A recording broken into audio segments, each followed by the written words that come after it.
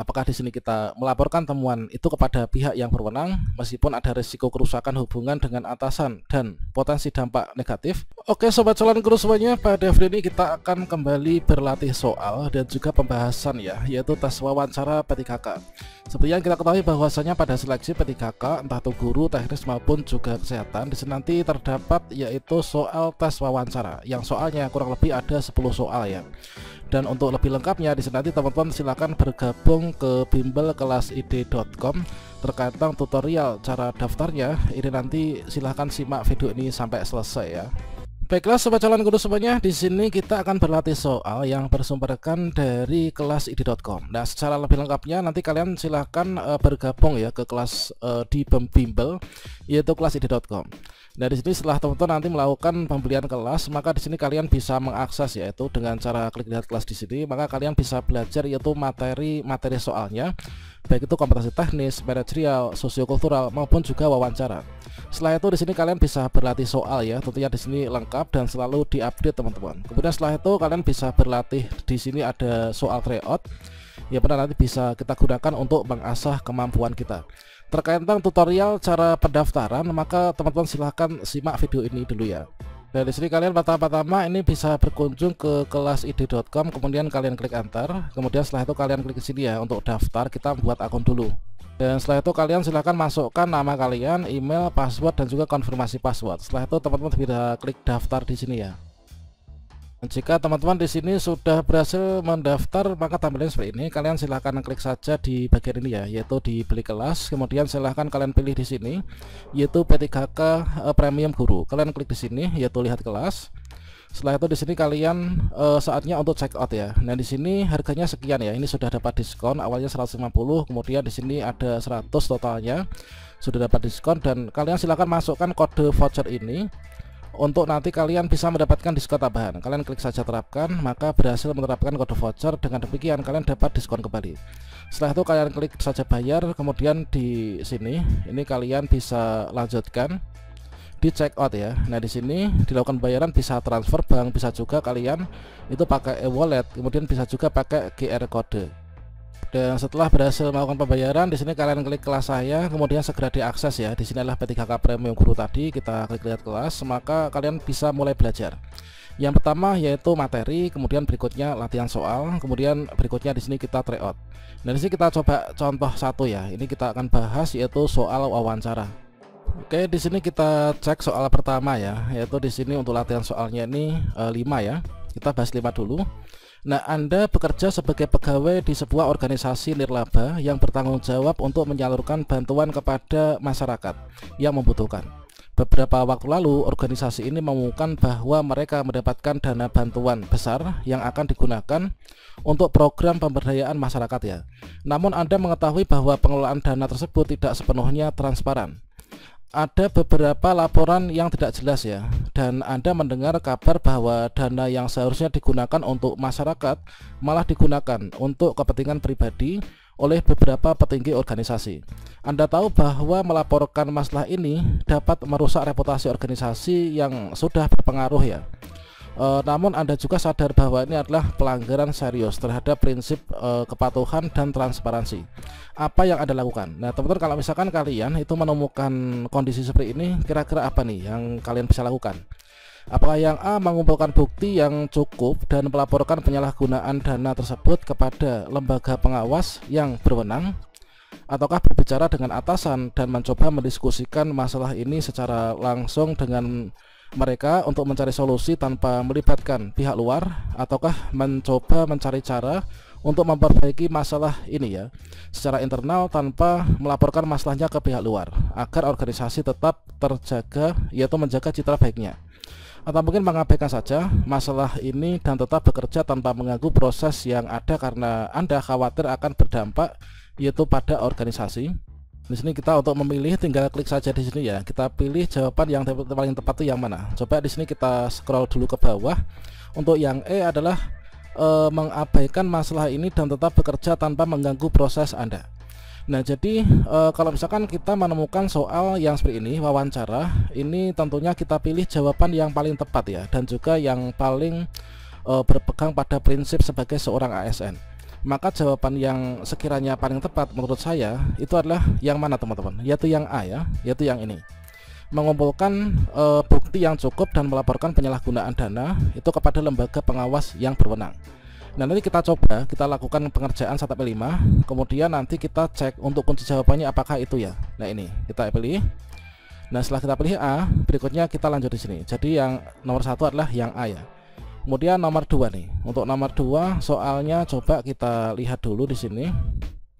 Oke, di sini untuk soalnya itu adalah Anda bekerja. Nah, Anda bekerja sebagai auditor di sebuah lembaga pemerintah yang mengelola dana publik ya. Saat melakukan audit rutin, Anda menemukan adanya kejanggalan dalam penggunaan anggaran pada sebuah proyek besar yang disponsori oleh pihak swasta. Nah, setelah melakukan penyelidikan lebih lanjut, Anda menyadari bahwa beberapa pejabat senior lembaga tersebut terlibat dalam proses pengalihan dana secara ilegal untuk keuntungan pribadi. Anda tahu bahwa bahwa jika melaporkan temuan ini dapat menyebabkan keguncangan besar ya dalam lembaga dan merusak reputasi banyak orang. Namun jika Anda tidak melaporkannya, Anda akan melanggar kode etik nih dan membiarkan ketidakjujuran terus berlanjut. Maka apa yang harus Anda lakukan? Nah, di sini apakah yang A, yaitu melaporkan temuan tersebut kepada pihak berwenang dan menyerahkan proses hukum kepada mereka meskipun konsekuensinya akan sangat besar, ataukah menghadapi dilema tersebut dengan mencoba mencari jalan tengah ya, seperti menyampaikan laporan Anda hanya kepada atasan tanpa melibatkan pihak luar, atau mungkin tidak melaporkan temuan itu karena takut menghadapi konsekuensi negatif yang akan merugikan karir Anda dan reputasi lembaga, ataukah mengungkapkan temuan kepada kolega dekat yang juga bekerja di lembaga itu, berharap mereka akan membantu menyelesaikan masalah tanpa melibatkan pihak luar, atau mungkin tidak melaporkan temuan tersebut sama sekali. Nah, kira-kira untuk kondisi ini, maka jawaban yang paling bagus itu apa? Dan menurut saya di sini untuk jawaban yang tepat itulah sama halnya dengan nomor 1 tadi ya, yaitu kita melaporkan temuan tersebut kepada pihak yang berwenang dan menyerahkan proses hukum kepada mereka meskipun konsekuensinya ini sangat besar ya. Jadi ini teman-teman, jadi jawabannya adalah yang A. Nah, ini coba kita lanjut untuk yang soal nomor 3. Anda bekerja di sebuah perusahaan yang memiliki budaya kerja yang sangat mendalam dan proyek besar yang sedang Anda kerjakan kini memasuki tahap krusial ya. Namun Anda baru saja ditawari pekerjaan lain di perusahaan yang lebih menjanjikan dengan posisi yang lebih tinggi dan gaji yang lebih besar nih. Meskipun demikian, Anda merasa sangat terikat dengan tim dan perusahaan tempat Anda bekerja sekarang yang telah memberi Anda banyak kesempatan untuk berkembang. Meskipun gaji dan manfaatnya tidak setinggi tawaran baru ya.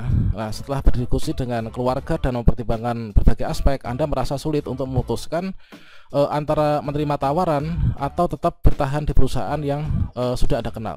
Apa yang Anda lakukan? Nah, teman-teman, kalau misalkan kondisinya seperti ini, maka apa yang kira-kira akan dilakukan?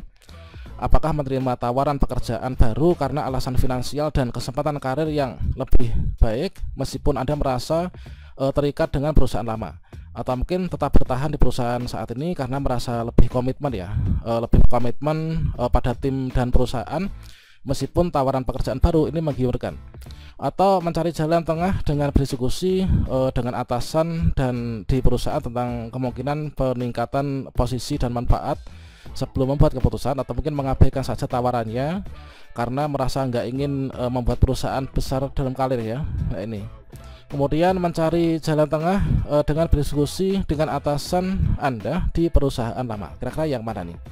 Dan jawaban yang paling tepat kalau misalkan menurut saya, nanti kita cek di kunci jawabannya ya. Ini adalah yang B ya, yaitu di sini kita tetap bertahan teman-teman. Jadi saya tetap bertahan di perusahaan saat ini karena merasa lebih berkomitmen ya pada tim dan juga perusahaan, meskipun tawaran pekerjaan baru ini menggiurkan.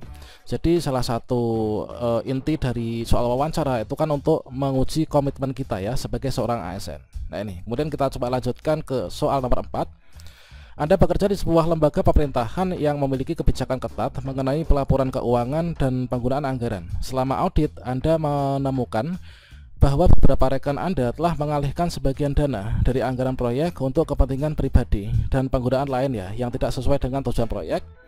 Nah, tindakan ini melanggar kebijakan dan peraturan lembaga. Namun Anda menyadari bahwa atasan langsung Anda itu terlibat dalam persetujuan alokasi anggaran tersebut, Jika Anda melaporkan masalah ini, ada kemungkinan hubungan Anda dengan atasan akan rusak ya, dan karir Anda juga akan terancam. Maka yang kita lakukan apakah di sini kita melaporkan temuan itu kepada pihak yang berwenang meskipun ada risiko kerusakan hubungan dengan atasan dan potensi dampak negatif, atau mencoba menyelesaikan masalah ini dengan berbicara langsung pada atasan dan mencari solusinya ya, tidak melibatkan pelaporan ke pihak luar, atau mungkin menyimpan informasi untuk diri sendiri dan berusaha bekerja semaksimal mungkin ya, menjaga posisi. Kemudian membentuk koalisi dengan rekan-rekan lain untuk yang memiliki temuan, lalu bersama-sama mencari cara untuk melaporkan masalah ini tanpa banyak resiko bagi karir ya, atau mungkin membentuk koalisi dengan rekan-rekan lain untuk yang memiliki temuan yang serupa nih. Yang mana kira-kira? Maka untuk kondisi ini, kalau misalkan menurut saya ini adalah yang A ya jawabannya, yaitu melaporkan temuan tersebut kepada pihak yang berwenang meskipun ada resiko kerusakan hubungan dengan atasan dan potensi dampak negatif terhadap karir Anda. Nah ini nomor 4 ya. Kemudian yang kelima nih, yang terakhir, Anda bekerja di sebuah lembaga pemerintahan yang mengelola anggaran untuk program sosial ya. Suatu hari Anda diberitahu oleh rekan kerja bahwa ada peluang untuk memperoleh dana besar dengan cara menyusun laporan yang sedikit, yaitu diperindah agar tampak lebih menguntungkan dan mendapat dukungan lebih banyak ya. Anda tahu bahwa langkah ini bertentangan dengan kode etik lembaga yang dapat merugikan masyarakat yang seharusnya menerima dana tersebut. Namun dengan menyusun laporan itu, Anda bisa membantu tim Anda mendapatkan bonus besar dan penghargaan. Nah, kira-kira apa nih yang harus kita lakukan? Apakah menyusun laporan sesuai fakta meskipun tidak mendapat dukungan besar karena menurut Anda itu adalah cara yang etis ya?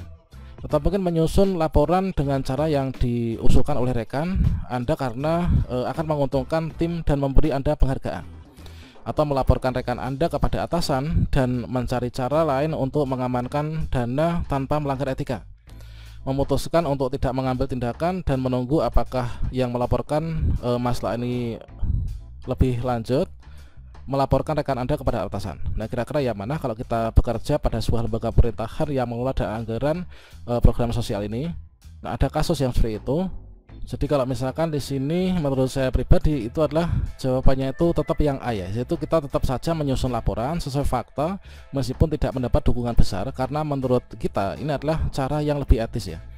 Nah, sekarang coba kita kumpulkan ya, apakah jawabannya yang kita jawab tadi benar ataukah enggaknya. Kita klik saja kumpulkan di sini. Kemudian yeay, kamu berhasil, kita klik di hasil. Dan di sini ternyata alhamdulillah untuk jawaban yang tadi sudah kita jawab dari 5 soal ini benar semua ya. Kalau hijau seperti ini benar semua teman-teman. Dan di sini kunci jawabannya coba kita lihat ya. Ini nomor 1 tadi benar A ya. Ini nomor 1A, mengumpulkan bukti yang cukup melaporkan. Nah, ini jawabannya betul A. Kemudian nomor 2 apa nih? Yaitu ini jawabannya juga A. Kemudian nomor 3, ini jawabannya apa tadi? Oke, yang B ya, nomor 3. Kemudian nomor 4 nih. Nomor 4 apa ini? Nomor 4A ya, melaporkan temuan. Kemudian nomor 5 ini adalah menyusun laporan sesuai fakta. Nah, ini teman-teman, kalau misalkan kalian ingin bergabung dengan bimbel kelas ID, maka tutorialnya silahkan cek seperti yang tadi, atau kalian lihat panduan yang ada di deskripsi atau di kartu video ini ya, supaya nanti kalian bisa belajar dengan baik untuk mendapatkan nilai maksimal pada soal wawancara. Oke, kita sambung pada video berikutnya ya. Demikian, semoga bermanfaat. Wassalamualaikum warahmatullahi wabarakatuh.